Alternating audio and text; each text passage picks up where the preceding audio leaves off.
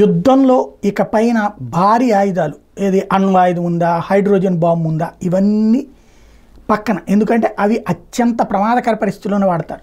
మిగతా అన్ని చిన్నపాటి ఆయుధాలే. ఒకటి మిస్సైల్స్, రెండవది డ్రోన్లు. ఇప్పుడు ఒక్కొక్క దేశం స్పెషల్ డ్రోన్. చైనీస్ తాజాగా పక్షిలా ఉండేటటువంటి ఒక డ్రోన్ని తయారు చేసి అది ఎగ్జిబిట్ చేసింది. అదే సందర్భంలో సోల్జర్స్కి, సైన్యానికి మామూలు మోటార్లను కూడా డ్రోన్లకి అందకుండా దాచేటటువంటి టెక్నాలజీని మరొక వైపున తయారు చేసినటువంటి పరిస్థితి. అదే సందర్భంలో ఈ మోటార్లు అండర్ కవర్ చేసేటటువంటి సిస్టమ్ ఎట్లాంటిదైతే ఉందో, మరొక వైపున ఈ Chinese hybrid aerial and underwater drones అన్నటువంటిది కొత్తది కనిపెట్టినటువంటి దాన్ని కూడా ఇప్పుడు చైనా ఎగ్జిబిట్ చేసుకుంటుంది.